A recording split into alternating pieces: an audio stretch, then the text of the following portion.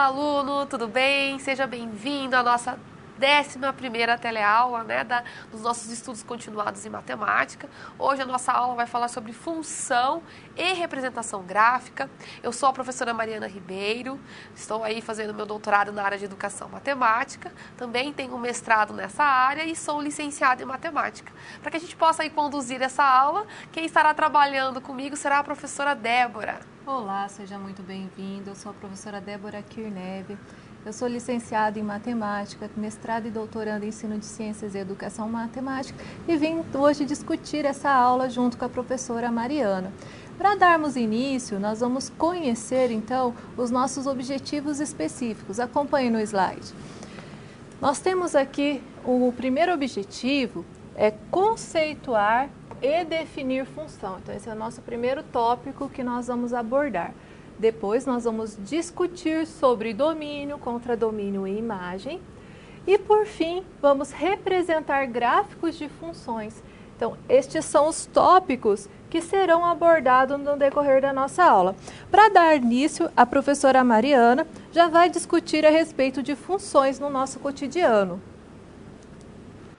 Bom, então você já entendeu, compreendeu, quais são os conteúdos, como que vai ser o desenvolvimento da nossa aula.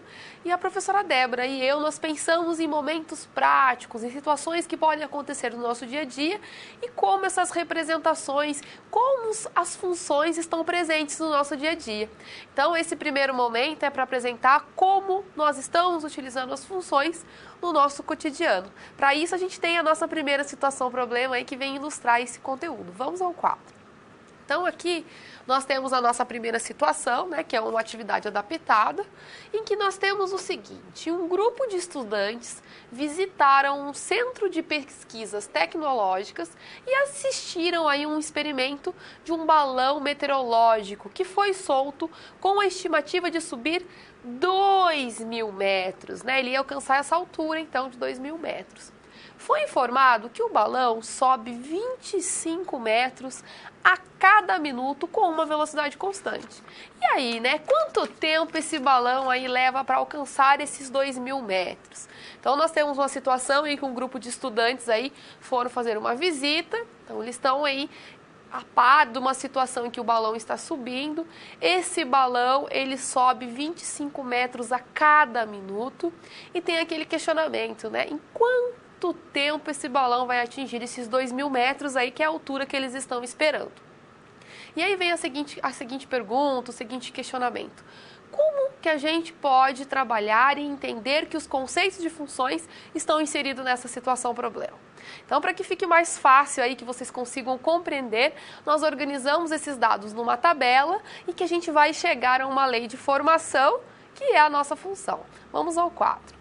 Então, refletindo aí sobre a nossa situação, nós podemos expressar a subida do balão por meio de uma representação matemática. Então, o que nós temos aqui nessa tabela? Nossa primeira coluna, nós temos o tempo gasto, ou seja, em minutos, E em função desse tempo gasto, nós temos a altitude do balão, ou seja, a altura em metros que esse balão vai subindo. Então, olha, a partir dos dados que a gente tem no nosso problema, a gente começa a construir aí uma representação matemática. Ou seja, em 1 minuto, nós temos que o nosso balão subiu 25 metros, ou seja, 1 minuto vezes 25 metros. Olha o que acontece quando a gente tem 2 minutos. Então, 2 minutos vezes 25 metros, que é igual a 50 metros. Quer dizer que em 2 minutos esse balão vai subir 50 metros.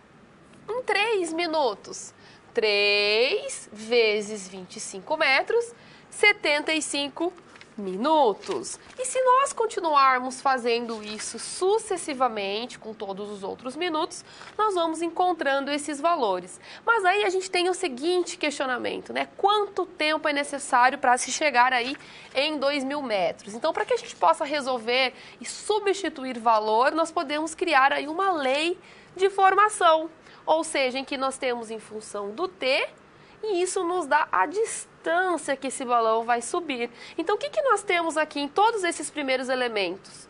Esses elementos representam o nosso tempo, então nós vamos chamar de t. O 25 é o nosso valor constante, né, que é quando cada minuto aí vai subindo esse balão.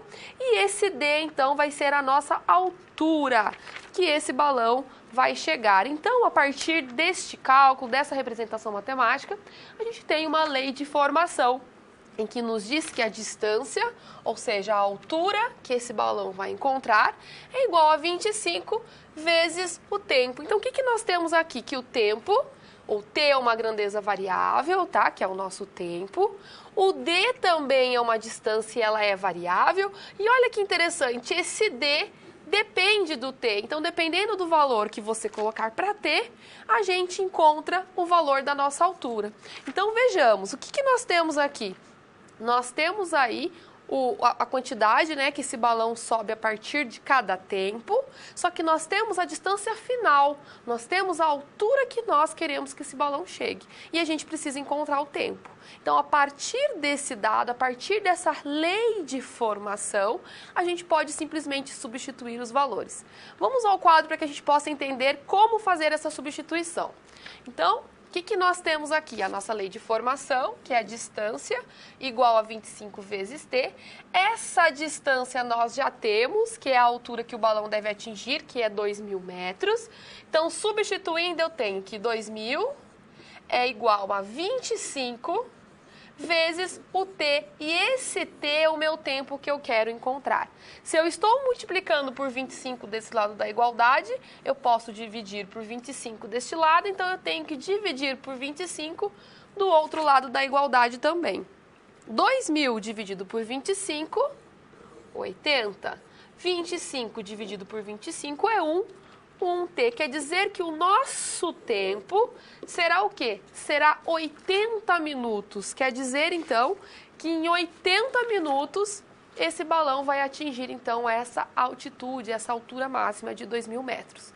Então, se nós já temos essa lei de formação, basta simplesmente ir substituindo os valores para que a gente possa encontrar. Então, não tem aquela necessidade de você ficar calculando minuto por minuto para que você chegue ao resultado final. Então, mais uma vez, a gente está trazendo aí, olha, como o cálculo de uma lei de formação, de uma função, pode nos ajudar e acelerar aí, chegar a alguns resultados, uma rapidez aí, né? Então, mostrando a importância de se entender a lei de formação. E agora a gente tem um questionamento para você pensar. Se for necessário, você pode dar uma pausa no seu vídeo, para você refletir sobre isso. Se você estiver assistindo com algum colega, enfim, fiquem à vontade para pausar o vídeo e pensar e refletir sobre essa questão. Vamos ao quadro. E aí, né? Como que nós podemos definir uma função? E agora quem vai responder isso para você é a professora Débora, né? Como que a gente pode definir, então, uma função? Bem, nós vimos na situação problema anterior uma lei de formação que associava um conjunto de saída e um conjunto de chegada. Então, quando você tinha lá o tempo e você iria associar com a altitude, então nós tínhamos uma relação de dependência entre esses conjuntos. Nós podemos utilizar uma definição formal para estabelecer essa regra, essa lei de formação. Então, no slide a seguir, eu trago essa definição. Nós recorremos a um autor, que é o Demana, e ele define da seguinte forma: uma função de um conjunto A em um conjunto B é uma lei, isto é, uma regra de formação, que associa todo elemento em A a um único elemento em B.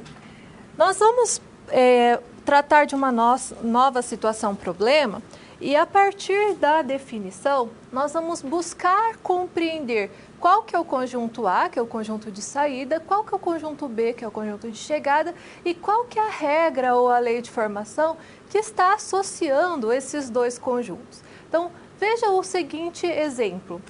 Nós temos aqui também uma situação adaptada e ela diz o seguinte: uma prestadora de serviço online cobra uma mensalidade fixa de R$ 30 mais 15 centavos a cada minuto de uso. Neste caso, o valor a ser pago no final do mês depende do tempo de utilização do serviço online. Bem, então, quando nós estabelecemos aqui uma relação entre o valor a ser cobrado e o tempo de uso, nós já temos aí como pensar numa lei de formação, num conjunto de saída e num conjunto de chegada. E para a gente discutir isso, nós temos o seguinte questionamento, acompanhe. Qual seria a lei de formação para a função associada ao problema? Então, partindo disso, nós podemos pensar em como seria o custo, né? Qual o valor a ser pago para cada minuto. Então, se 1 minuto, eu teria qual cobrança? 2 minutos, 3 minutos e assim sucessivamente. Para organizar essas informações, nós podemos recorrer a uma tabela. Então, no próximo slide, nós pegamos e organizamos essas informações. A tabela ajuda a conseguir deduzir essa lei de formação. Por quê? Nós buscamos um padrão, buscamos uma forma de se expressar o tempo relacionado com o valor pago. Então, vamos pensar aqui na situação problema. Para 1 minuto, eu tenho aqui o valor fixo de R$30 mais 15 centavos, que é o preço de 1 minuto, ou seja, 15 centavos vezes 1, e isso resulta em R$30,15. Qual que é o conjunto A, que é o conjunto de saída, que nós utilizamos os dados? Então, eu tenho aqui um conjunto na qual eu vou utilizar o meu valor inicial. Vamos só corrigir. Então, vamos colocar aqui o conjunto A. Então, esse vai ser o nosso conjunto A e esse vai ser o nosso conjunto B. Então, para cada valor do nosso conjunto A, eu vou estabelecer uma regra, uma lei de formação que vai gerar o resultado em B. Então, essa é a definição que nós vimos anteriormente para a função. Nós vimos já que para 1 minuto eu tenho o valor estabelecido de R$30,15 para 2 minutos. Como eu poderia obter? Então, eu teria o valor fixo mais 2 vezes 15 centavos e iria obter o valor de R$30,30. E para 3 minutos? Quando eu estabeleço o valor de 3 minutos, veja que já está se repetindo um padrão. O R$30 é constante, mas o valor do tempo multiplicado por 15 centavos vai gerar o resultado final. Se nós continuarmos fazendo esse cálculo para cada minuto, eu posso ter um valor maior, por exemplo, 60. Se eu considerar aqui o 60, eu tenho o valor fixo de R$30 mais 15 centavos vezes 60 minutos, que gera o valor de R$39. Esse cálculo que nós fizemos anteriormente nos indica o quê? Que eu tenho um valor fixo de R$30 e eu vou pegar o tempo que eu tenho de uso e multiplicar por 15 centavos. Isso vai gerar o valor a ser pago. Então, para um tempo qualquer, que é o tempo T, nós vamos ter um valor a ser pago. Essa é a lei de formação. Então, quando nós associamos aqui, nós falamos que nós temos aqui uma função que associa todos os elementos do nosso domínio, que nós vamos definir posteriormente, que vai ser o conjunto A, que nesse caso é o tempo de acesso, foi dado em minutos, a um único resultado no contradomínio. Por que que é único? Para cada minuto, eu tenho um único valor a ser pago. E esse valor depende do tempo de acesso. Então, quando lá na definição fala que é único, é neste sentido, que para cada valor que eu utilizar no conjunto A, eu vou ter um único resultado no valor B. Bem, nós ilustramos então, por meio da tabela, quais seriam os conjuntos associados a essa lei de formação. E, normalmente, nós podemos partir apenas da lei de formação e obter os elementos também. Então, nós temos essa dupla possibilidade, ou construir a lei de formação a partir dos elementos, ou utilizar uma lei de formação e obter os pares ordenados, os elementos associados ao conjunto A e ao conjunto B. Se nós exemplificarmos, então, a lei de formação, nós temos o seguinte, acompanhe no slide. O nosso V, que é o valor a ser pago, ele é igual a 30, que é o valor fixo, mais 15 centavos que multiplica T. O T, neste caso, é uma grandeza variável, ou seja, para cada minuto, ele assume um novo valor. E neste caso, ele é a variável independente. Já o V é uma grandeza variável também, só que ele depende do T. Eu só vou conseguir ter o valor a ser pago se eu souber quantos minutos foram utilizados. E neste caso, então, V depende do T, ou seja, V é dado em função de T. Bem, então, se nós temos essa situação na qual nós conseguimos estabelecer uma função, nós conseguimos, então, trabalhar com os conjuntos e estabelecer uma lei entre eles. Para darmos continuidade, nós vamos ter uma atividade. Neste momento, você pode ler com mais atenção o enunciado, interpretar, buscar resolução, para depois você acompanhar conosco a proposta da atividade. Primeiramente, eu vou ler com vocês, posteriormente, a professora Mariana vai dar continuidade. Acompanhe no slide. Considere a tabela a seguir, que indica o custo de produção de uma peça. Então, eu tenho o número de peças e o custo em reais. Então, aqui nós temos os valores que foram estimados e aqui nós temos o custo que foi estabelecido para cada peça. A partir dessa análise, vão ser dadas algumas questões. A primeira, se cada peça possui o mesmo custo unitário, qual a fórmula que associa o custo C em função do número de peças P? A segunda, qual o custo de 20 peças e de 50 peças? E a C, com um custo de R$ 120, quantas peças podem ser produzidas? Você pode pausar o seu vídeo, você pode fazer a resolução e depois você acompanhar qual que vai ser a proposta que nós apresentamos. Bom, nesse momento, professora Débora e eu pensamos nessa atividade para que você possa aplicar os conceitos que a gente vem apresentando para você até o momento da nossa aula.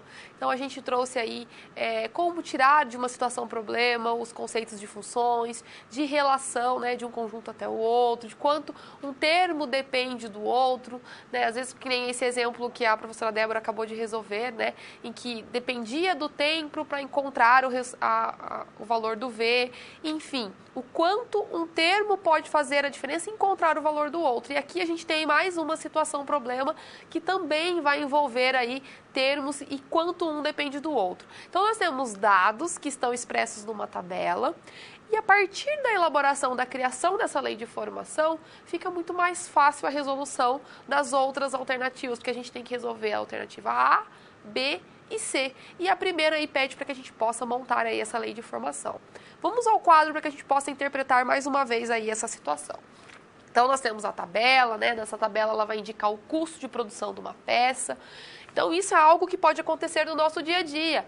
Pense aqui que esse número de peças pode ser relacionado com qualquer outra quantidade, seja aí em alguma venda que talvez você trabalhe, enfim.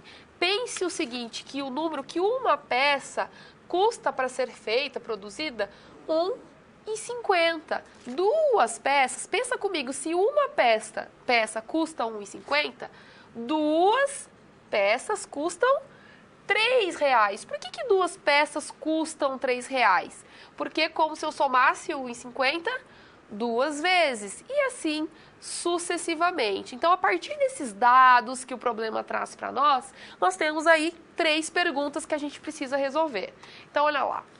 Se cada peça possui o mesmo custo unitário, qual é a fórmula que associa o custo C? Então, nós vamos chamar o custo, né, com a variável C, em função ao número de peças que nós vamos trabalhar aqui com P, tá? Então, sempre que a gente for falar de peças, a gente vai considerar como sendo P e o custo C. Já na letra B, qual que é o custo de 20 peças? E de 50 peças? Então, a partir do momento que a gente já tem a nossa lei de formação na letra A, a gente consegue resolver aí com uma facilidade a letra B. E, por fim, na letra C, com um custo de R$120, quantas peças podem ser produzidas? Então, para que a gente consiga aí responder, né, resolver esse problema, Primeiramente, a gente vai organizar os dados que nós temos. Vamos resolver a letra A, em que vem aí pedindo a fórmula que associa o custo ao número de peças, ou seja, vamos ver qual é a nossa lei de formação. Então, utilizando aqueles dados que a gente tinha no slide anterior, nós temos o seguinte, que uma peça custa R$ 1,50. E eu posso escrever isso da seguinte forma. Uma peça vezes R$ 1,50, que me dá o resultado final, R$ 1,50. Olha o que acontece quando eu tenho duas peças. Então, aqui no lugar da quantidade de peças, eu vou colocar o número 2 e vou multiplicar por 1,50, que é o valor unitário, o valor de cada peça. 1,50 vezes 2, R$ 3,00. Quando eu faço essa substituição para 3 peças, substituindo 3 peças vezes 1,50 igual a 4,50, quer dizer que se eu produzir 3 peças, isso vai custar 4,50.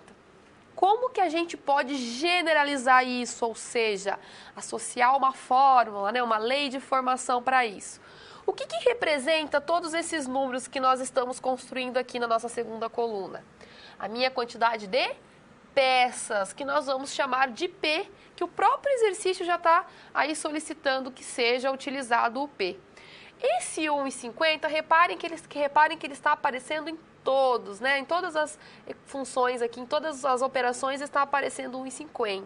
Então, nós vamos copiar esse 1,50, que é uma constante, e fazendo essa multiplicação, nós vamos ter o valor final. Quem que é esse valor final? É o meu custo, que nós vamos chamar de C. Então, a partir deste momento, a gente tem a nossa lei de formação, ou seja, que é essa fórmula que associa o custo em função do número de peças. Ou melhor, eu posso escrever que o meu custo é igual ao quê? A 1,50 vezes a quantidade de peças, que é P. Então, a partir desse momento, a gente já consegue responder a letra A. Então, utilizando aí todos os dados que nós temos na nossa tabela, a gente conseguiu organizar e criar uma lei. Feito isso, agora que a gente tem essa fórmula que associa uma variável a outra, ou seja, a partir da quantidade de peças a gente consegue encontrar o custo daquela produção, a gente consegue resolver a letra B. Então, quando a gente volta ao quadro, como que nós podemos resolver então? Qual que é o custo de 20 peças? E de 50 peças? Vamos resolver aí para 20 peças primeiramente. Então, nós temos uma lei de formação, que é C igual a 1,50 vezes P. Fazendo a substituição no lugar do P, nós temos o quê? 20 peças. Então, eu tenho que o meu custo vai ser igual a 1,50 vezes a quantidade de peças, que é 20. Logo, o meu custo será 1,50 multiplicado por 20, se a gente está trabalhando com real, a gente pode considerar que o custo para fazer essas 20 peças será, então, aí R$30. Vou fazer o mesmo procedimento agora para a minha quantidade de peças igual a 50. Então, continua utilizando a mesma fórmula, a mesma lei de formação, ou seja, o custo é igual a 1,50 multiplicado agora por 50 peças. Logo, o meu custo será 1,50 vezes 50, R$75. Então, a partir dessa lei de formação, veja como facilitou o nosso cálculo, né? A gente só vai substituindo os valores. E agora, na nossa letra C, a gente tem também um cálculo onde a gente vai utilizar essa lei de formação, mas reparem o seguinte, vai inverter, vai ter uma troca agora. Agora nós temos uma outra forma, uma outra variável vai depender de outra. Por quê?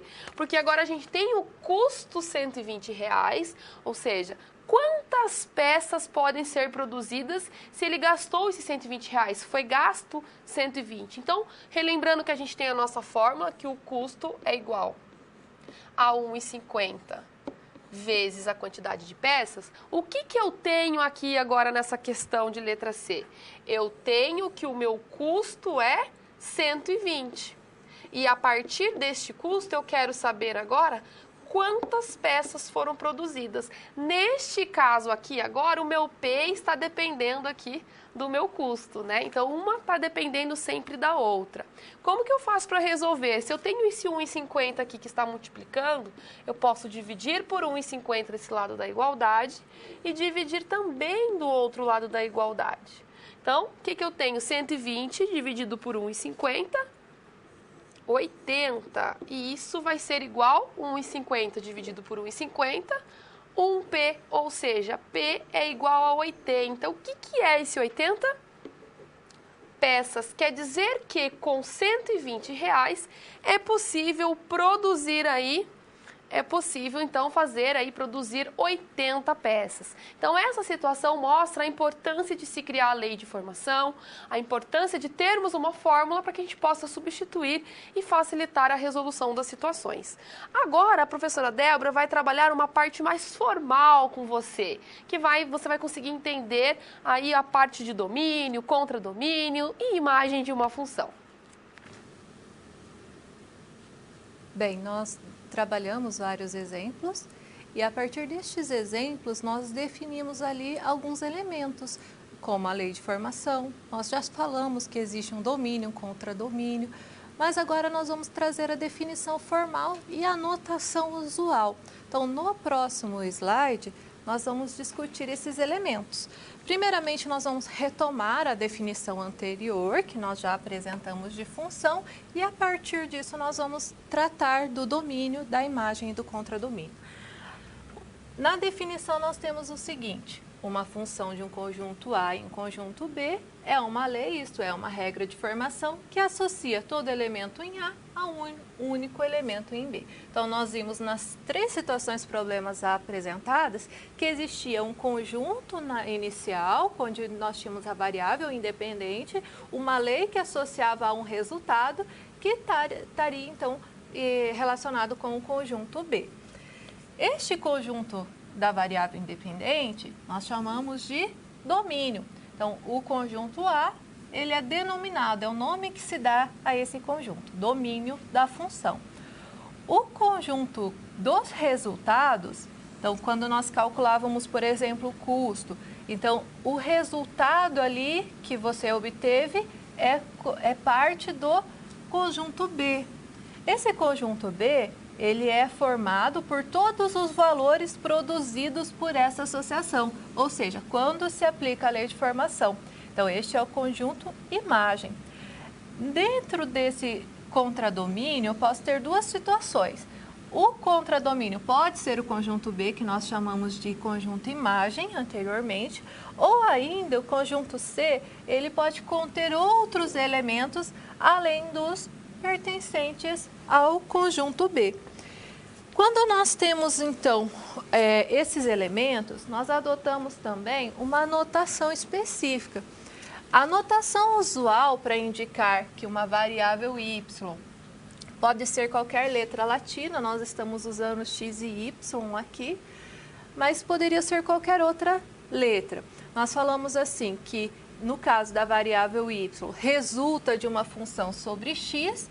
Nós temos aí a notação de função de Euler, na qual nós temos o seguinte: y é igual a f de x.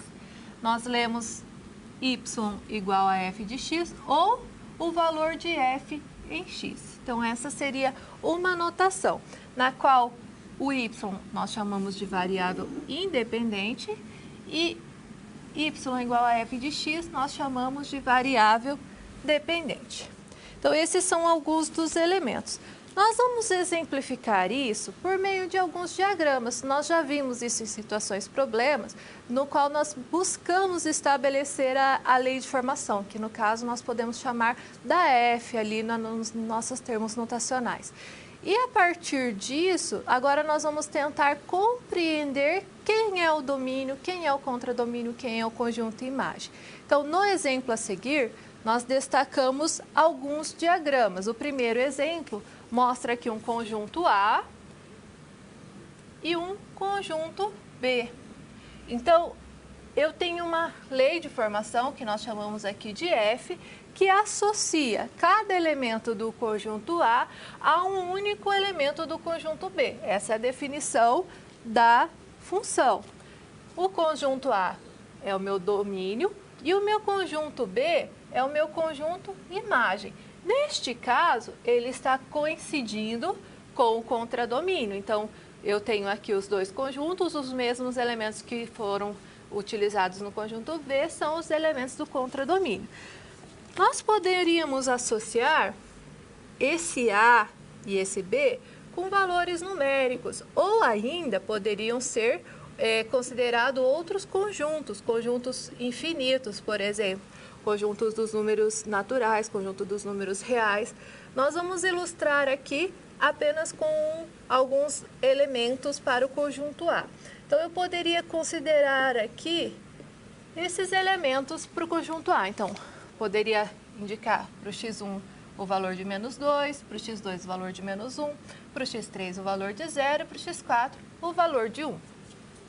Poderia ter aqui no conjunto B, por exemplo, o 1/4, o 1/2 e o 1, que seria o resultado de uma lei de formação, que seria a f. E aí eu teria aqui f de x1, f de x2, f de x3. Veja que f de x1 é o resultado do valor utilizado no conjunto A, f de x2 é o valor do resultado utilizado no x2 do conjunto A, f de x3 é o valor do resultado utilizando o x3 do A, e o x4 ele coincide ali com o resultado x3. Veja que não há problema na lei da função de nós termos aqui no conjunto imagem o mesmo resultado. O que não poderia acontecer é o contrário. No conjunto do domínio, eu ter para o mesmo resultado dois valores. Os resultados têm que ser únicos. Então, x3 tem um único resultado, x4 tem um único resultado, mesmo que eles coincidam aqui no conjunto imagem. Bem, agora nós vamos ver um outro exemplo que nós vamos associar, só que nós temos agora um outro elemento aqui, que é o f de x4. Então, nós vamos tomar o mesmo caso, o conjunto A, uma regra que associa, nós temos o conjunto B, que é o conjunto imagem, e nós temos aqui um conjunto C, que é o contradomínio. Neste exemplo, o que mudou então é que o contradomínio é diferente da imagem. Então, nós podemos ter aqui o conjunto A é igual a menos 2, menos 1, 0, 1, por exemplo. O conjunto B pode continuar sendo os mesmos elementos, 1/4, 1/2 e 1. Só que nós temos agora o conjunto C, que é o nosso contradomínio. Nós podemos tomá-lo como exemplo, 1/4, 1/2, 1 e 2. Então, veja, o conjunto B, ele é um subconjunto do C. Todos os elementos do B estão contidos no C, que nós temos então aqui os termos 1/4, 1/2, 1 nos dois conjuntos. Entretanto, nós temos um elemento aqui que é diferente. O 2, ele é um elemento que não pertence ao B. Então, por isso que nós temos aqui esse elemento aqui do contradomínio que não consta no diagrama e que representa essa situação.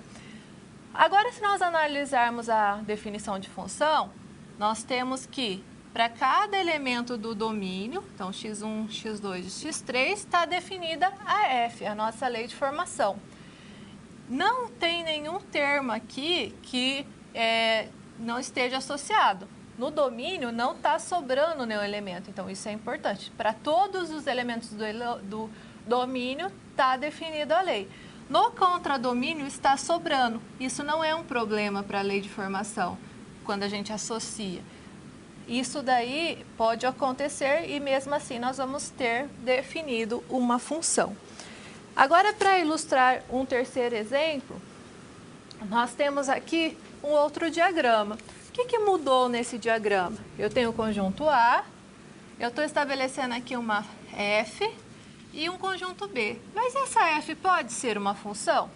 Se nós analisarmos aqui, eu tenho um elemento x1, um elemento x2, um elemento x3.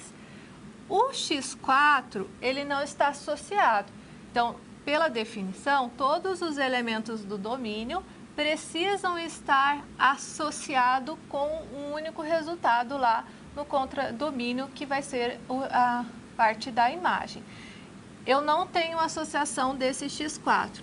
Isso caracteriza que isso não satisfaz a definição de função. Então, esse diagrama não pode ser entendido como uma função por causa disso. Além disso, acontece um outro fato. O x3, ele tem duas associações, dois resultados para o valor de x3. Então, eles têm lá o f de x3 e ele coincide lá com o f um segundo resultado aqui que eu estou colocando com o x4. Nesse caso, a gente tem um problema também que na definição a gente não pode ter dois resultados para um valor do domínio. Então, não satisfaz essa parte da resolução. Bem, então nós vimos ali por meio dos diagramas que a gente tem algumas análises que fazem com que nós consiga identificar quando nós temos uma função. A professora Mariana vai dar continuidade e nós vamos discutir numa próxima atividade. Eu peço que você pause o seu vídeo, tente resolver. Você vai primeiro ver o slide a seguir para você identificar qual é a atividade. É uma análise de diagrama na qual você tem 3 situações e você vai ter que identificar se é função ou não. Posteriormente, você pode dar continuidade e discutir, então, analisar o que você encontrou como resultado. Bom, então o que nós temos aqui nessa atividade, né? Então, nós temos aí alguns exemplos de diagramas, tá? Que a professora Débora acabou de trazer. Então, aqui a gente tem um exemplo do diagrama 1. Nós temos o 2 e o 3 também. Então, se você achar necessário, pode pausar o seu vídeo, tente resolver sozinho aí, né? Para que depois você confira aí com o resultado e com a resolução que eu vou fazer com você agora. Então, a partir desses diagramas, nós temos que dizer se cada um desses casos é função ou não é função, de acordo com a definição aí que a professora Débora trouxe para você. Então, olha o exemplo que nós temos aqui no nosso 1, tá? Então, nós temos aqui o conjunto A, temos o conjunto B e nós temos uma relação de F, né? E nós temos que dizer se é função ou não. Olhando o nosso primeiro caso, olha o que nós temos aqui. Vamos nos atentar. Repare o seguinte, o nosso x1, ele tem um elemento representado lá no conjunto B. Ok. O nosso x2 também tem um elemento representado lá no conjunto B.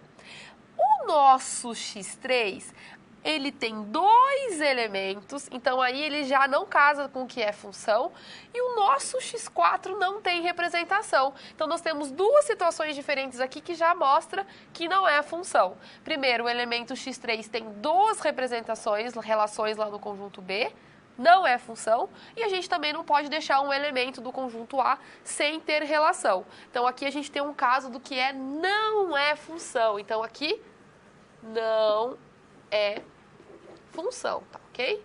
Espero que tenha ficado claro para você. Agora vamos conferir o nosso exemplo 2. O que nós temos aqui no nosso exemplo 2? Olhando para o nosso conjunto A, nós temos que o x1 tem um elemento, né, uma relação lá no conjunto B. O nosso x2 também tem uma relação lá no conjunto B. O x3 também tem e o x4 também.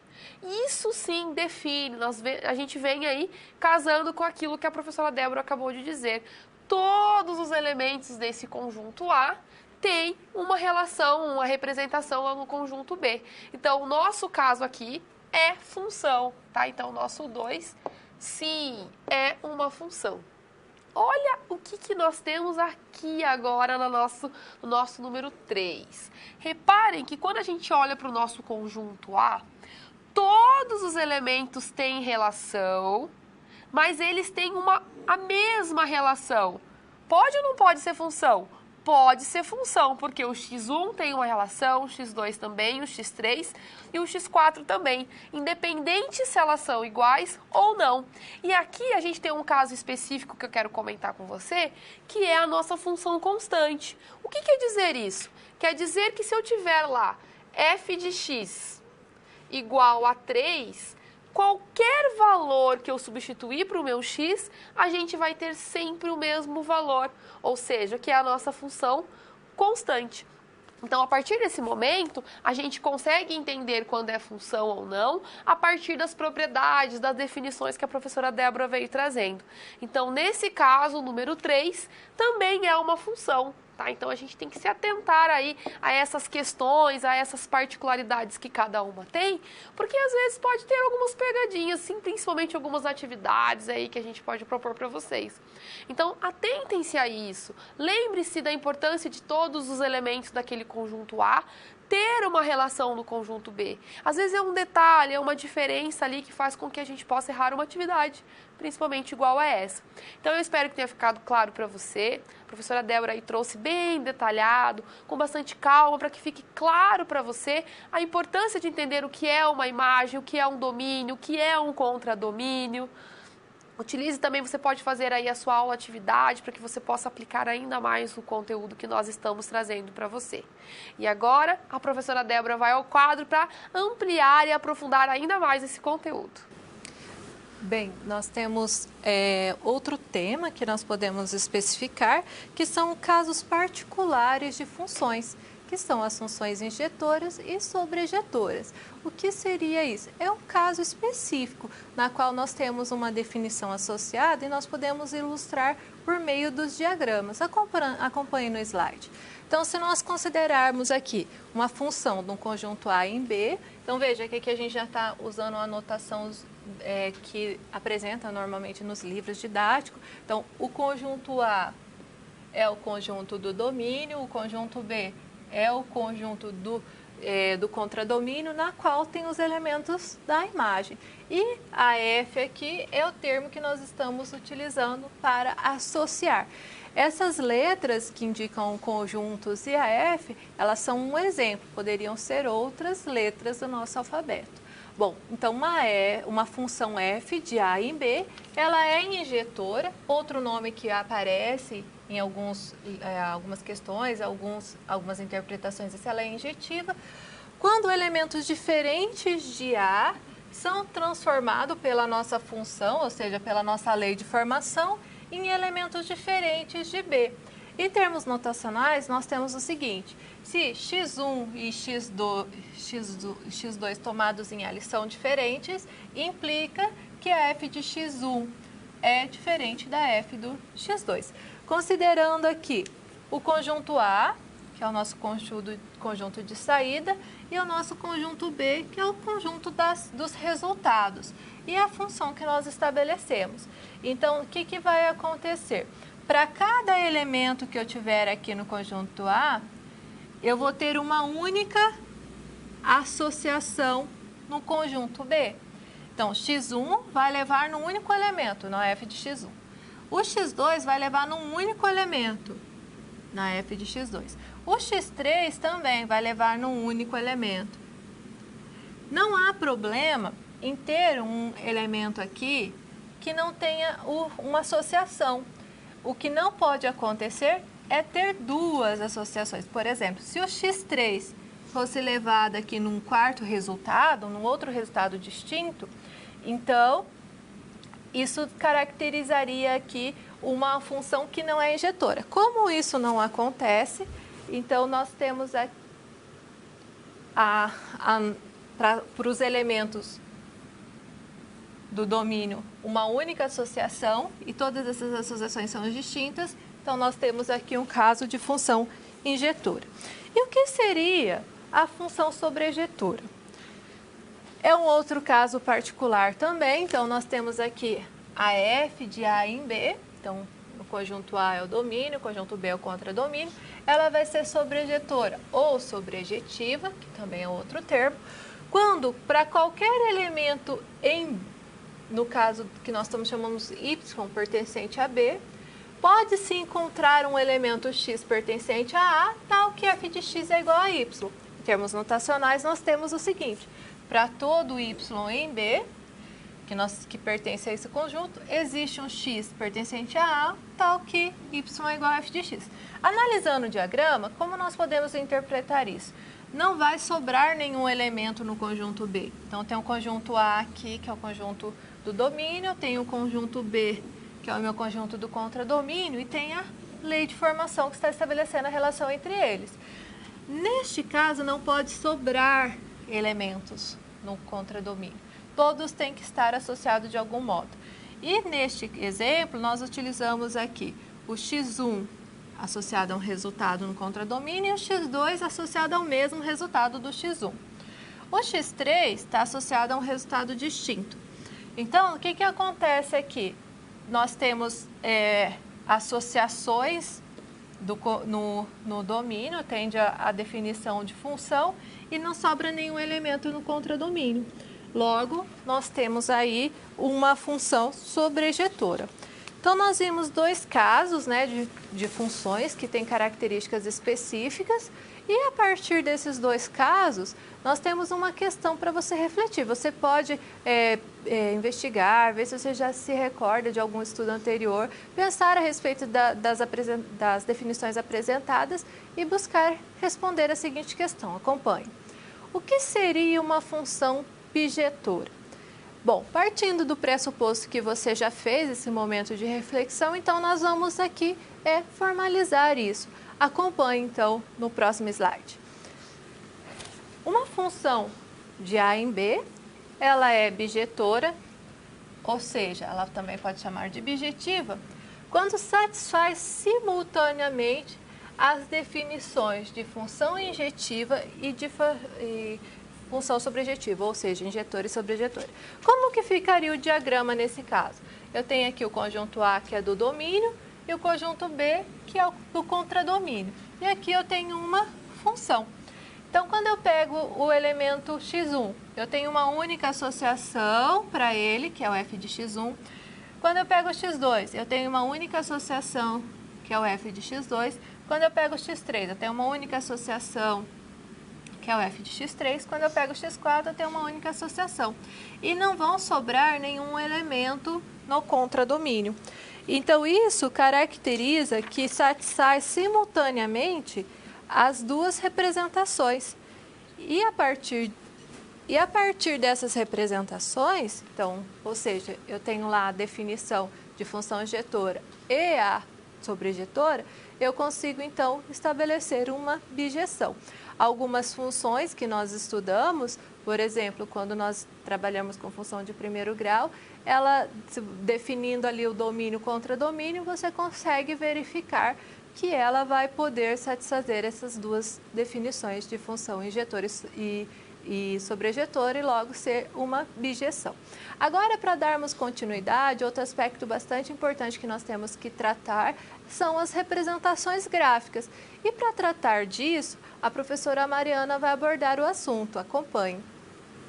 Bom, então quando a gente está falando aqui representações gráficas, a gente já viu o que é uma função, qual é a definição de uma função, né, algumas características específicas relacionadas às funções. Nós também temos que entender as representações gráficas, que também é algo comum que a gente encontra no nosso dia a dia. Muitas vezes a gente vê uma notícia de jornal que traz um gráfico, que traz uma representação, e a partir dessa representação a gente precisa tirar algumas informações, não é mesmo? Então, mais um momento, mais um motivo para que a gente possa trazer para você e você entender detalhadamente o que são essas representações gráficas. E vem a primeira pergunta, né? Já que a gente vai falar de representação gráfica, a gente pensa gráfico, a gente pensa em plano cartesiano. E aí, o que é um plano cartesiano, né? Para que a gente possa aí relembrar esse conceito que você já deve ter visto aí, seja lá no ensino, na educação básica ou algum curso técnico, enfim, ou até mesmo no curso que você aí está praticando, né, fazendo aí conosco nesse momento. Então, o que é um plano cartesiano? Antes da gente entender o que é um plano, é interessante a gente saber quem deu essa ideia, quem criou o plano cartesiano. Vamos ao quadro. Então, ele foi aí, né, criado pelo matemático e filósofo francês René Descartes, o criador da parte da matemática que relaciona as ideias da álgebra com a geometria. Afinal, nós estamos falando aí de representações, né? Principalmente quando a gente está falando aí de representação gráfica, que é a tão famosa área aí, geometria analítica. Em sua homenagem, o sistema de coordenadas foi denominado plano cartesiano. Então foi aí o René Descartes, né, que criou aí o plano cartesiano. E para que a gente possa entender o que é um plano cartesiano, como que ele é formado, como que ele é composto, é importante a gente entender a reta numérica. Você lembra o que é uma reta numérica? Mais uma vez, lá na educação básica, a gente já viu essa reta numérica e a gente precisa entendê-la para que a gente possa construir. Eu vou fazer isso com você hoje, a gente vai construir um plano cartesiano passo a passo, para que você não tenha mais dúvidas aí na construção de um.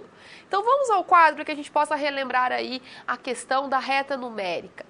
Então, quando a gente estuda o conjunto dos números reais, a gente verifica que o número 0, ele fica localizado entre os números reais positivos e os números reais negativos. Olha como que a gente pode construir essa nossa reta. Primeiro de tudo, a gente tem que localizar o nosso 0. Então, ele vai ser o nosso meio aqui da nossa reta numérica, tá? E isso é um exemplo que depois, quando a gente começar a construir o nosso plano cartesiano, eu quero que você também tenha em mente que nós vamos ter aí como base o nosso início, o 0. A partir do momento que a gente coloca o 0, a gente tem que entender que os números positivos ficam do lado direito da nossa reta numérica e os números negativos do lado esquerdo. Então, olha o que eu coloquei para você. Mais 1 do lado direito, menos 1 do lado esquerdo. E assim sucessivamente. Olha o que acontece aqui. Mais 2 para o lado direito, menos 2 para o lado esquerdo. Relembrando que aqui nós estamos decrescendo com os nossos números. E para o lado direito nós estamos crescendo com eles, tá? Numa ordem crescente. E assim, né, sucessivamente construindo os nossos números.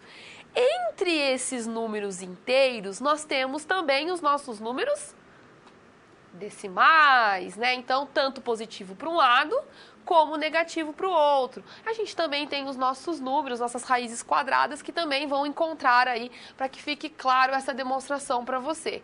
Então, relembrando que sempre nós vamos ter aqui o nosso meio, né, o 0, direito, números positivos, esquerdo, números negativos. E por que a gente está vendo a reta numérica, né? Qual que é a necessidade de tudo isso? Porque quando a gente for construir o nosso plano cartesiano, a gente vai ter que ter em mente que nós vamos ter o nosso centro, que é o 0, lado direito positivo, lado esquerdo negativo, e depois nós vamos ter mais um eixo, né, que é o eixo Y, que a gente vai construir aos poucos e você vai conseguir entender toda essa parte da representação numérica. Antes disso, a gente precisa entender que o plano cartesiano ele é formado por 2 eixos. Vamos ao quadro. Então, ele é formado por uma região geométrica plana e ele é cortado por 2 retas perpendiculares entre si. O que são essas 2 retas perpendiculares entre si? Então, imagine que eu tenho um plano, aqui nós temos as 2 retas, e a união, o encontro dessas 2 retas formam um ângulo de 90 graus. Ou seja, aqui tem 90 graus, aqui nós também temos 90 graus, aqui também, e deste lado aqui também. Esse símbolo, que tem um pontinho no meio, indica um ângulo de 90 graus. E quando a gente está falando de ângulo de 90 graus, nós estamos falando que essas retas são perpendiculares. Então, sempre que uma reta, junto com uma outra, formar um ângulo de 90 graus, quer dizer que nós temos retas perpendiculares. Nesse caso, esses 2 eixos, né, dessas 2 retas, quando elas se encontram, elas formam ângulos de 90 graus ali em todos os lados, né? Então, elas são perpendiculares entre si. Primeiro passo, então, quando a gente for começar a construção de um plano cartesiano, a gente tem que fazer essas 2 retas aí perpendiculares. Quando a gente cria isso, eu não sei se você percebeu, mas a gente tem aí mais uma especificidade. Vamos ao quadro para que fique claro para você. Aqui nós temos que as retas dividem um plano em 4 regiões que são chamadas de quadrantes. Então, olha lá, nós temos o plano, nós temos as 2 retas, e aí a gente tem o primeiro quadrante, segundo quadrante, terceiro quadrante e quarto quadrante. Então, isso também é uma nomenclatura muito comum que a gente encontra quando a gente está trabalhando aí com plano cartesiano. Então, gravem isso sempre nesse sentido aí anti-horário. Primeiro quadrante, segundo, terceiro e quarto. Por quê? Porque às vezes pode ter alguma situação, alguma atividade que propõe e vem trabalhando aí com esses nomes. Tá legal? Depois disso, a gente vem aí trabalhando e entendendo o que é a nossa reta horizontal. Então, a reta horizontal, quando a gente está trabalhando com o plano cartesiano, ela é o eixo das abscissas. Marque isso, anote isso, tá? E ela é representada pelo x, e esse x pertence ao conjunto dos números reais. Então, sempre na horizontal, nós vamos ter o costume, aí eu quero que você aprenda isso, a chamar de x, que é o eixo das abscissas. Já na vertical, ela é denominada de eixo das ordenadas e vai ser representada por y, em que esse y pertence aos números reais. Então, importante, olha o que a gente tem que gravar aí, né? Marcar, anote, grife aí no seu caderno. O eixo das abscissas, sempre na horizontal, e a gente vai relacionar com o x. O eixo das ordenadas na vertical e a gente vai relacionar aí com o y. Lembrando que a gente está trabalhando com os números reais aqui neste caso. Ficou claro para você? Legal. E agora a gente vai entender como identificar um par ordenado dentro desse plano cartesiano. Mas o que é um par ordenado? Vamos ao quadro para que a gente possa entender. Então, o par ordenado, a gente está chamando aqui, né, de x e y, e aí fica meio óbvio as coisas, né, quando a gente fala que aqui é x e que aqui é y. Por que nós estamos trabalhando com essa nomenclatura? Porque o primeiro elemento, que a gente está chamando de x, ele deve ser representado lá no eixo das abscissas. Então, na hora da gente localizar, nós vamos olhar lá no eixo das abscissas, esse primeiro elemento. Já o segundo, já estamos trabalhando com o y para que fique claro e você não confunda, ele vai ser aí relacionado e representado lá no eixo das ordenadas. Quer ver um exemplo? Eu podia ter aqui um ponto, um par ordenado 2 e 3. Então, para eu localizar esse 2, a gente vai olhar lá no eixo das abscissas, e para eu localizar esse 3, nós vamos olhar lá no eixo das ordenadas. E aqui eu tenho um esqueminha que eu gosto de trazer para que você possa entender quando ele é positivo e quando ele é negativo. Por que a gente estava trabalhando lá a importância da reta numérica, né? Quando é positivo e quando é negativo. Então, nós temos o 0 aqui como sendo o nosso meio, né, do nosso plano cartesiano. Deste lado direito, nós temos os números positivos, igual nós tínhamos lá na nossa reta numérica. Então, todos os valores numéricos deste lado será positivo. Deste lado esquerdo serão negativo. E continuando com a nossa reta numérica, para cima, ou seja, acima do nosso ponto, né, o 0, 0, que a gente vai trabalhar bastante, que é a nossa origem, será positiva. E abaixo será números negativos. Como que nós podemos trabalhar isso? Olha o exemplo que eu trouxe para você, para que fique bem claro e que você não tenha dúvida. Então, a gente tem que localizar no plano cartesiano os seguintes pontos. O ponto A e o ponto B.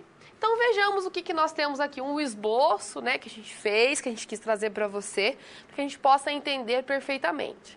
Então, nós temos a nossa origem, que é onde começa lá o nosso 0.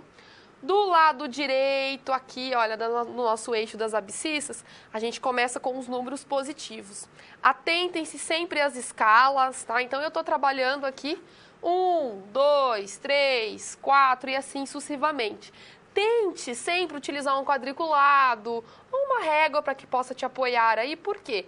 Sempre é importante que as medidas sejam sempre com uma escala igual, tá? Então, aqui, se eu estou trabalhando com... Imagine que você vai fazer um exemplo aí na sua casa. Se você vai trabalhar com 1 centímetro, trabalhe todos os intervalos com 1 centímetro, para que depois não tenha erro, principalmente quando a gente estiver trabalhando com um gráfico, tá? positivo para o lado direito, negativo para o lado esquerdo. No eixo das ordenadas, positivos para cima, negativos para baixo. E como localizar, então, esses pontos nesse plano cartesiano? Primeiro ponto, A. O que representa, o que indica esse 2 e menos 3? Quer dizer que o 2 é aquele valor que nós temos que localizar lá no eixo das abscissas, que é o nosso x, e o menos 3 é o y. Então, olhando lá no nosso plano cartesiano, se o meu x é 2, então eu tenho que localizar o meu 2 aqui, olha, tá? E no y, o menos 3. Onde que está o menos 3 no nosso y? Aqui embaixo. Então, o que nós temos que fazer? E tracejando, eu só estou fazendo um esboço para que fique claro para você, até encontrar com o nosso 2 que está lá nas abscissas, lá no nosso x. O encontro desses dois tracejados vai me dar esse ponto A. Aí está a localização do nosso ponto A. Já no nosso ponto B, o nosso x é menos 3 e o nosso y é 1. Onde está o meu menos 3 no x? Olha lá. E o nosso y agora é 1. O nosso 1 está acima agora da origem. Tracejando até encontrar, nós vamos ter o nosso ponto B. Então, essas são as ordenadas, né, do nosso ponto A e do nosso ponto B. Por isso é importante que a gente saiba, entenda como construir um plano cartesiano. Direitos, números positivos, os números negativos, relembrando o que é abscissa, o que é ordenada, para que você possa localizar esses pontos.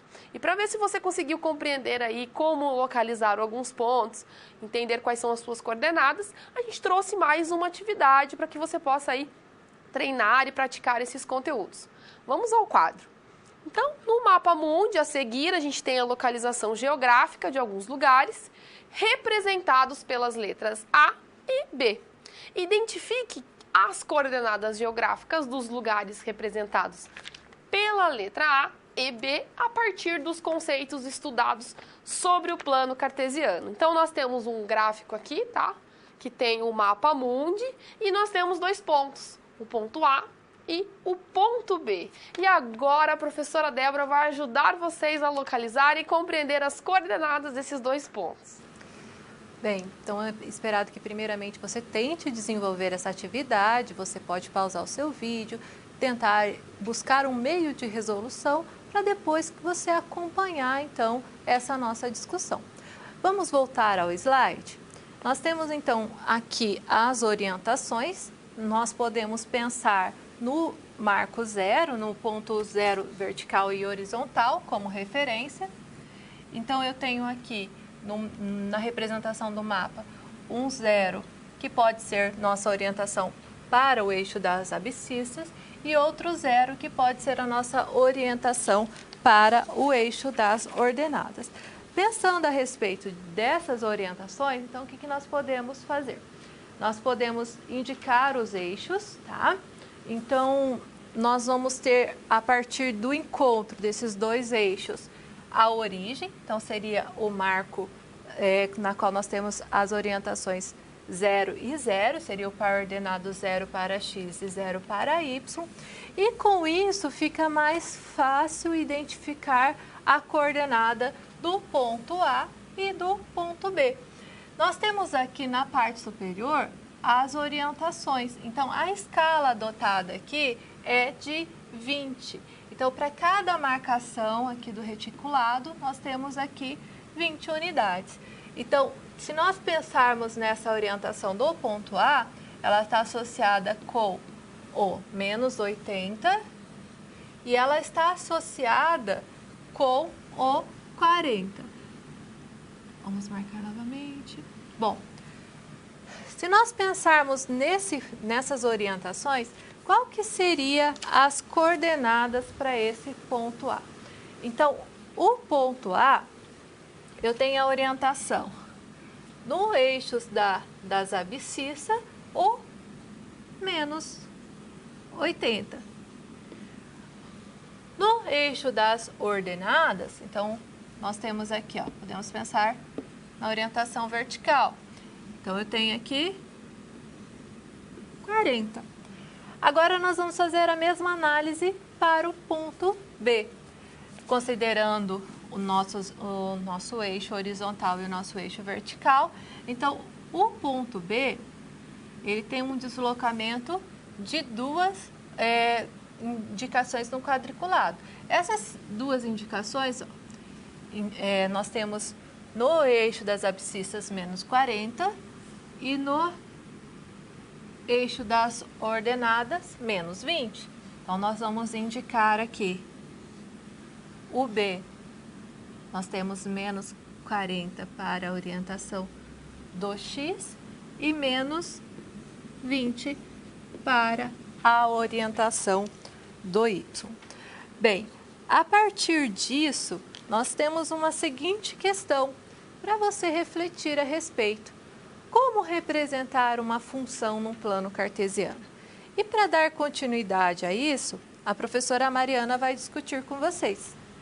Bom, então agora que você já entendeu como localizar aí as coordenadas, né, um ponto num plano cartesiano, como ele é composto, como ele é formado, a gente vai entender e identificar como uma função se comporta dentro de um plano cartesiano. Então, a gente veio aí desde o início da nossa aula trabalhando o que é uma função, entendendo a sua característica, as suas definições, e agora chegou a hora de representar essa função num plano cartesiano. Então, vamos ao quadro. Então, a gente tem aqui um exemplo, né, de como que a gente vai poder construir esse gráfico. Primeiramente, a gente tem uma função, e essa função é y igual a x mais 1. Em alguns casos, a gente pode encontrar também essa função escrita da seguinte forma, como f de x igual a x mais 1. Tá? Tanto faz a gente usar qualquer uma dessas formas. Mas é interessante que você saiba, que você compreenda que quando a gente está falando de y igual a x mais 1 ou f de x igual a x mais 1, nós estamos falando aí da mesma função.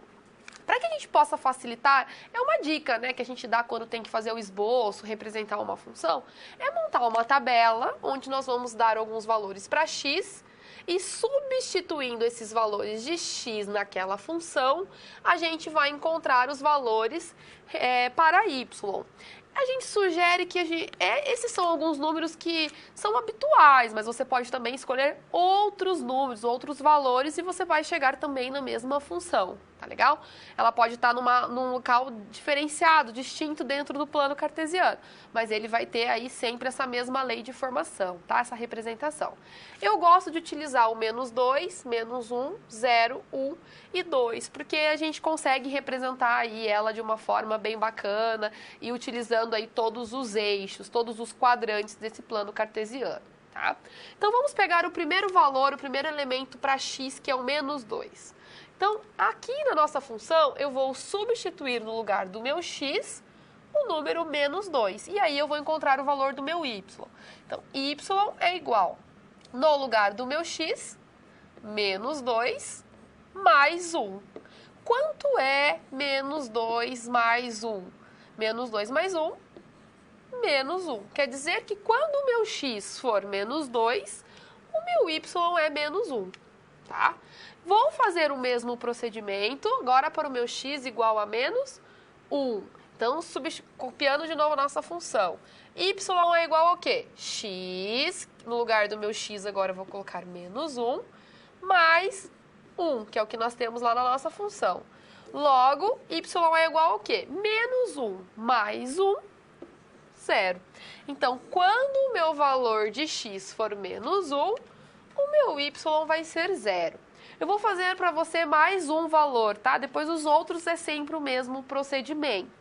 Então, olha, para o meu y, quando agora o meu x for 0, mais 1, quer dizer que o meu y vai ser igual a 1. Fazendo o mesmo procedimento para os outros valores, quando o meu x for 1, o meu y vai ser 1 mais 1, 2.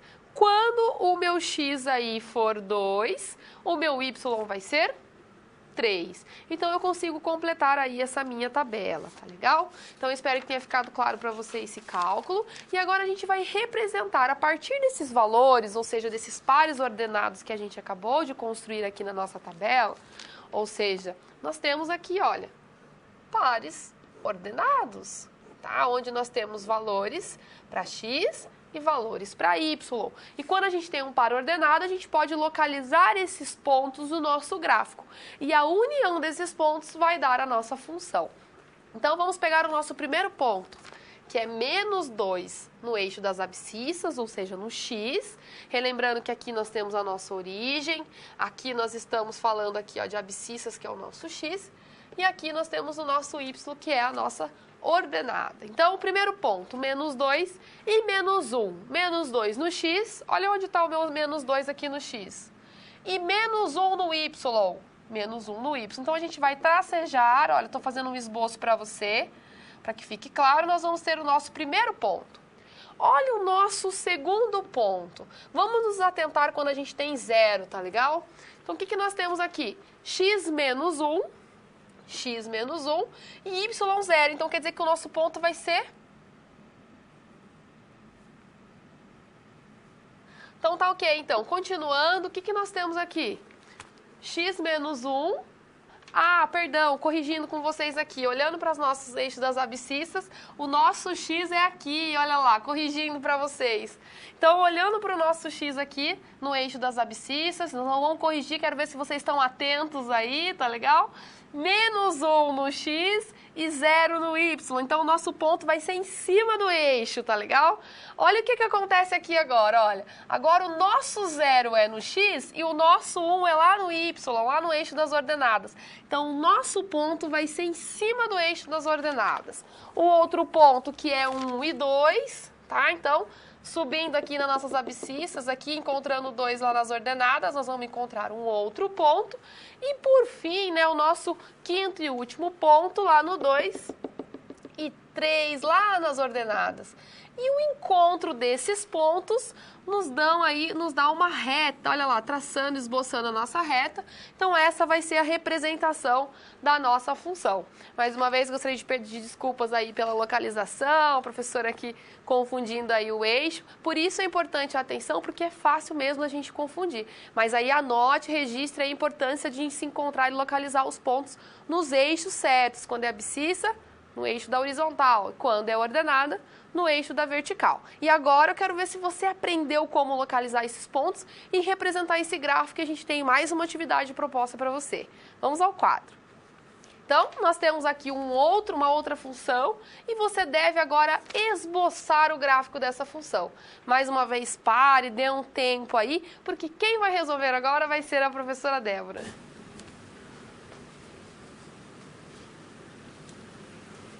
Nós já vimos anteriormente um exemplo de como esboçar o gráfico, né?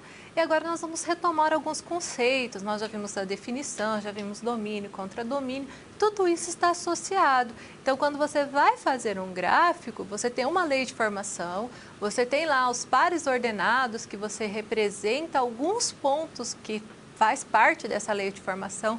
É possível também que essa representação tabular que nós estamos utilizando seja entendida lá como conjunto A do domínio, conjunto B do contradomínio. Então, para expressar um pouco mais a respeito, nós vamos analisar a atividade. Acompanhe.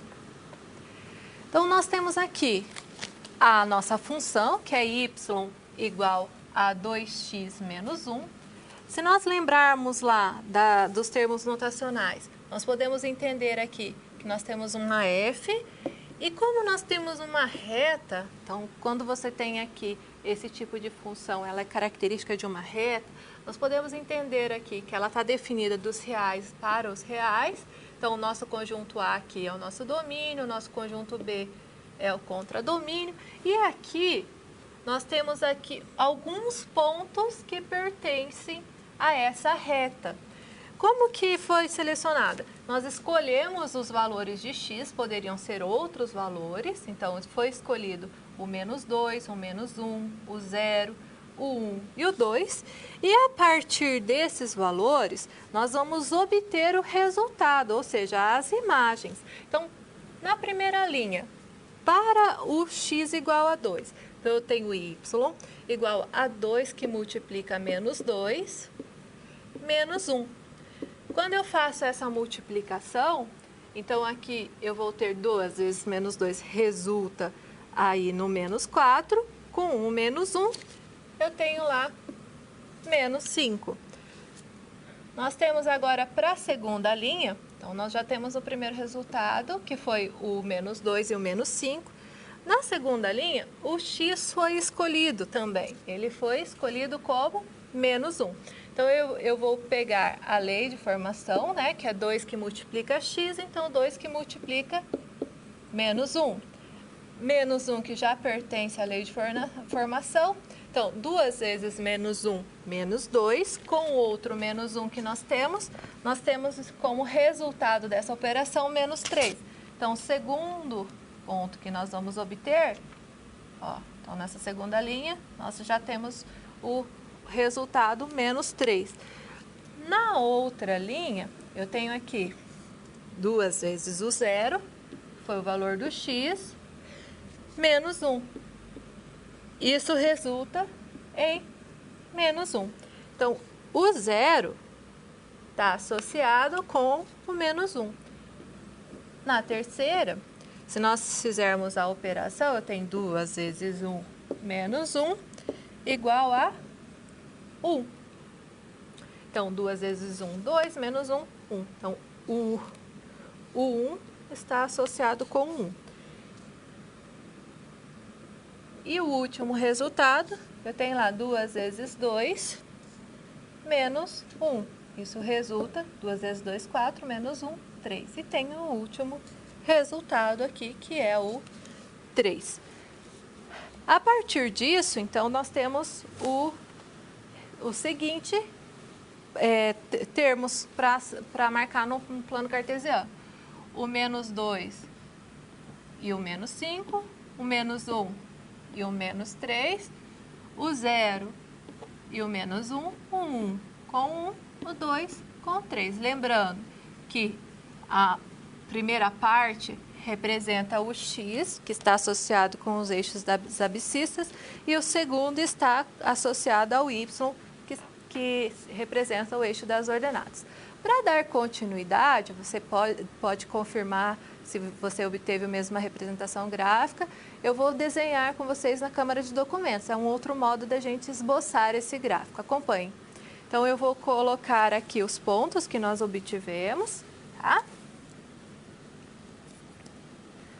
Então, aqui eu tenho o meu eixo e eu tenho aqui o menos 2 e o menos 5. Então, é menos 2 no eixo do x, então eu posso entender aqui como o eixo do x e aqui como o eixo do y. Eixo das abscissas, eixo das ordenadas. Então, menos 2 para x e menos 5 para y. Então, eu venho lá, menos 2 na horizontal com menos 5 na vertical. Ó, o ponto de encontro entre os dois é o meu primeiro ponto. Agora, o meu segundo ponto, menos 3 para, aliás, menos 1 para x, menos 3 para y. Então, no horizontal, eu vou pegar o menos 1 para x e no vertical, o menos 3 para y. Então, eu vou pegar o ponto de encontro dos dois. Então, menos 1, menos 3. Agora, eu vou considerar o zero para x, então o horizontal é 0, e vou descer até o menos 1. Então, eu venho aqui e indico o menos 1. Então, 0 para x, menos 1 para y. Agora, eu vou considerar 1 para x e 1 para y. 1 para x, 1 para y. Ponto de encontro dos dois. 2 para x, 3 para y. 2 e 3. Com isso, eu obtenho os pontos que pertencem a essa reta. E como está definida no conjunto dos números reais, eu posso ligar os pontos. Então, isso é possível porque mesmo que eu tomasse outros valores, por exemplo, entre o menos 2 e o menos 1, eu tenho outros valores aqui na reta real. Para cada um desses valores, vão estar definidos pela lei de formação. Apesar de nós ter tomado o x somente inteiro, ela é definida para todos os pontos. Então, por causa disso, eu posso ligar a minha reta e, a partir disso, então, ter a continuidade aqui para todos os pontos. Bem, para nós darmos continuidade, Nós vamos ver agora um outro exemplo, tá? E nós podemos ter uma função diferenciada além da reta. Então, é possível que nós tenhamos funções quadráticas, funções exponenciais, funções definidas por partes. Existe uma grande variedade de funções. Então, no slide, nós trazemos um outro exemplo. Então, y igual a x ao quadrado mais 1. Então, se nós fizermos as substituições, como nós já fizemos anteriormente, e assumir aí o x ao quadrado como referência, nós vamos ter que levar primeiro ao quadrado e depois fazer a adição desses termos. Então, vamos considerar aqui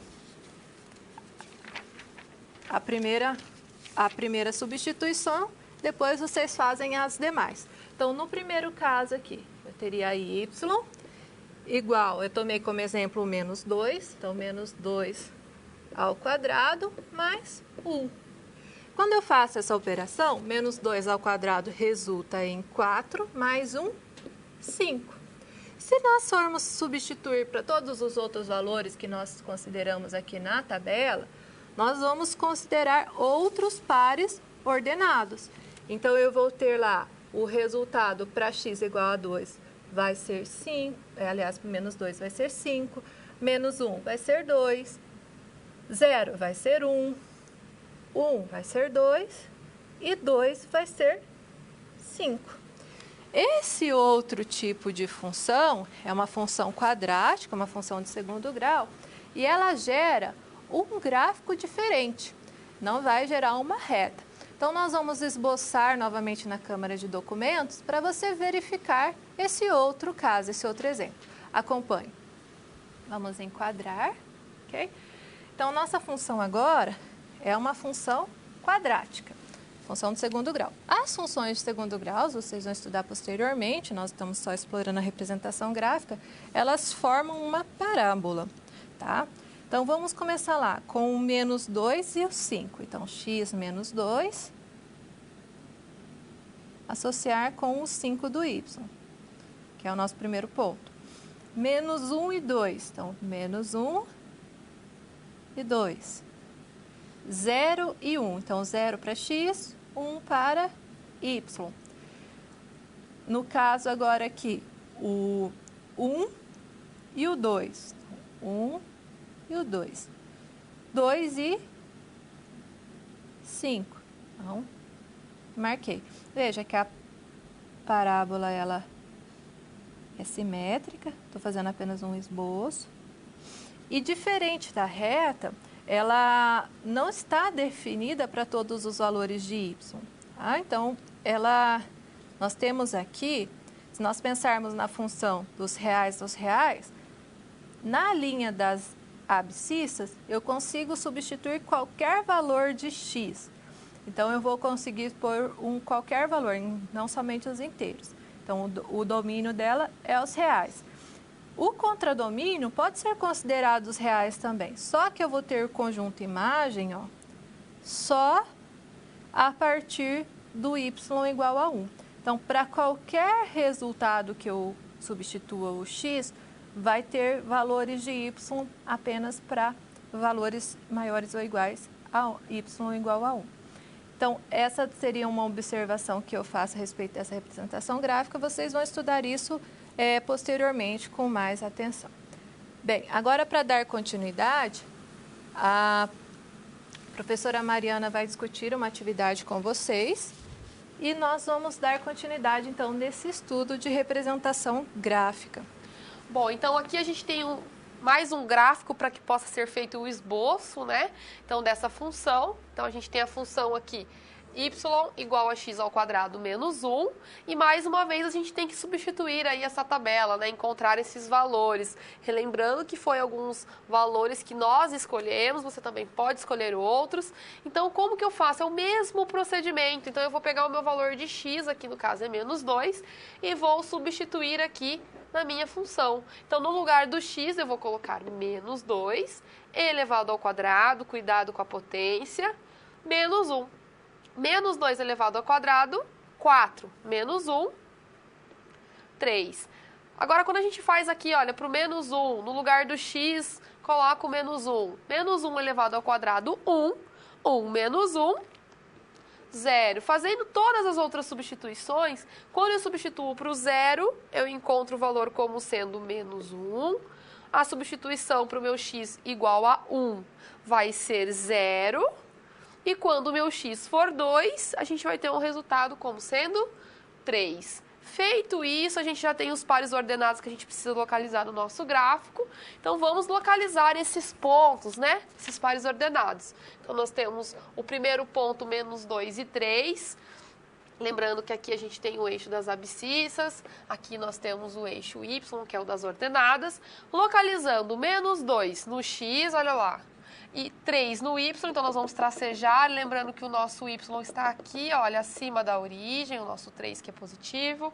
Segundo par ordenado, menos 1 e 0, então menos 1 no x, 0 no y, então o ponto vai ser aqui em cima, tá, do nosso eixo.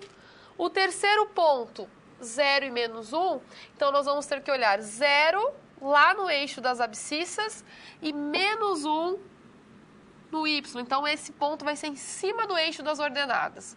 Quarto ponto, 1 e 0, então mais uma vez o 1 é aqui no eixo das abscissas, relacionando ao nosso 0 aqui, então vai ser em cima do eixo. E por fim aqui o nosso quinto ponto, 2, ligando com o nosso 3 lá no eixo das ordenadas. Olha que legal que ficam os nossos pontos. Esboçando aqui nós temos uma parábola, tá? Que é o esboço, então, dessa nossa função. Então, a partir disso, o que nós temos aqui? Então, nós vimos aqui no momento da nossa aula, onde nós estamos aqui trazendo para você o que é uma função, como que a gente pode representar um par ordenado, algumas especificidades de função. E a professora Débora, para que a gente possa encerrar a nossa aula, que seja um momento aí bem interessante, ela vai trazer e vai comentar com você sobre um software que você também pode trabalhar e aplicar esses conteúdos que a gente viu na nossa aula. Fica uma dica para vocês, vocês conseguem esse aplicativo no celular, no tablet ou baixando no computador no site geogebra.org. O que vocês podem explorar lá? Vocês podem representar todos esses gráficos que nós ilustramos aqui fazendo manualmente. Vocês podem digitar a função na entrada e a partir disso ver a exploração, explorar graficamente isso, alterar alguns valores, começar a conhecer esse aplicativo que auxilia nas interpretações e nos estudos das funções. Então fica a nossa dica para você complementar os seus estudos e numa outra oportunidade nós possamos trabalhar com isso. Bom, então nós estamos aqui chegando ao fim. Espero que tenha ficado claro, né, professora Débora, todos os conteúdos que a gente trouxe para você, como trabalhar as representações de funções, as suas definições, algumas características. E relembrando que em aulas futuras aí vem esse conteúdo ainda mais aprofundado, específico para cada uma das funções. O momento hoje era para trazer de uma forma assim bem clara, bem definida, de como é que nós trabalhamos com algumas representações a partir das suas funções. Então eu já estou me despedindo de você, espero que tenha ficado claro. Faça a aula atividade, teste aí os exercícios, as atividades que que nós propomos para você. Muito obrigada pela sua participação e numa próxima oportunidade nós vamos explorar outros assuntos matemáticos. Até a próxima!